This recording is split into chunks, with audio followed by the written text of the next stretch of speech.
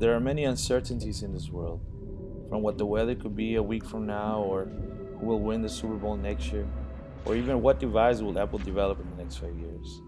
It is difficult for us to predict the future. It is difficult to prepare for what is ahead. One thing is certain, however. As educators, we have the power to change and mold the future. We have the tools to train our students and provide them with the learning experiences they need. This year, more than ever, I help my students acquire the skills for jobs that I believe don't yet exist. Although I was an average user of technology in my class, I never really pushed my students to venture out of their comfort zone. We used some tools, but for the most part, I was simply substituting traditional tools with technology. As I became part of the Apple Academy, my whole perspective changed, and these are the results. One of the tools we use is Canva. In this app, students were able to create stunning graphic designs and present them across multiple formats and platforms. For one assignment, my students used Mac and VIA to conduct research and then design brochures to educate others about the dangers of invasive species.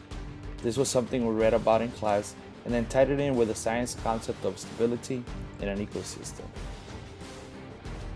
Also, with a Google account, we established our drives, and most of my students also began working on their Google sites. And for that, some of my students helped me create a tutorial video. My name is Alexis. Today I'm going to show you how to log in to Google Sites. Okay, first step would be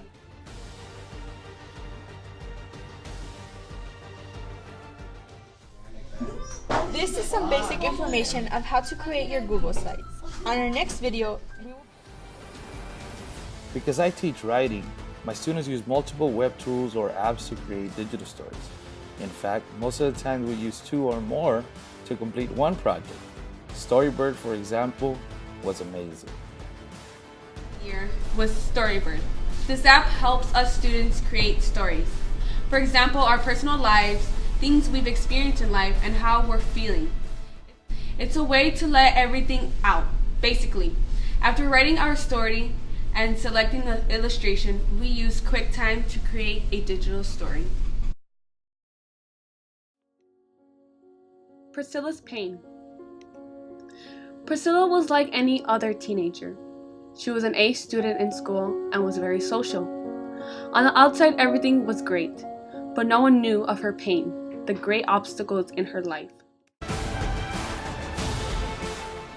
Although Edmodo was the first choice for digital submissions of assignments, my students also used Google Drive to share assignments with me or their peers. I gave them immediate feedback and I was able to see the changes instantly. The beauty of this was the fact that I was able to implement a modified blended learning system, which allowed the learning to continue far beyond the walls of my classroom and way after the bell rang.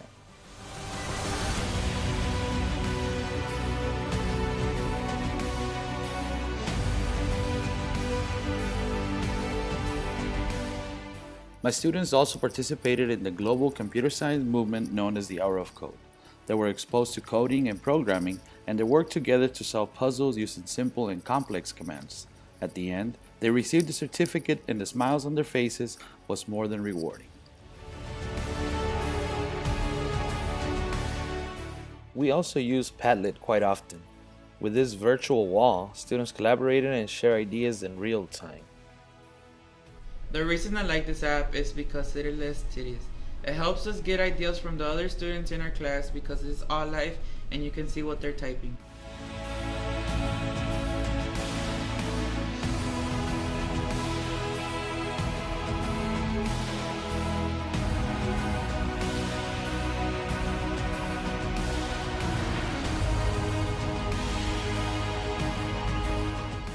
The iPad became an integral part of my classroom instruction. It allowed my students to be more confident in their abilities. They created products that they had never done before. From presentations on Keynote and incredible images on the Viz or Sketches app, technology really changed the way they learned.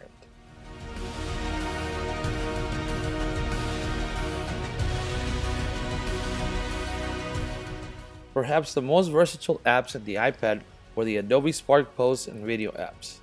Because I am a firm believer in making connections across different subjects, these apps allow my students to create videos and eye-catching posters to share with others. At After learning how to really use this app, we made some posts for history, like the 10 Amendments. We also made some posts describing certain science topics that were difficult for other students to understand.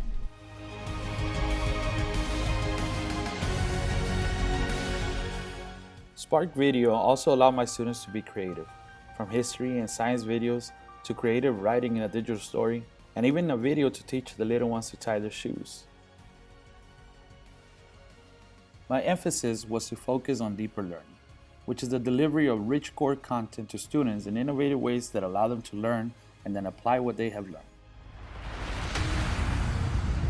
Steve Jobs believed that the ones who actually changed the world were those crazy enough to think they could change it. I am one of those.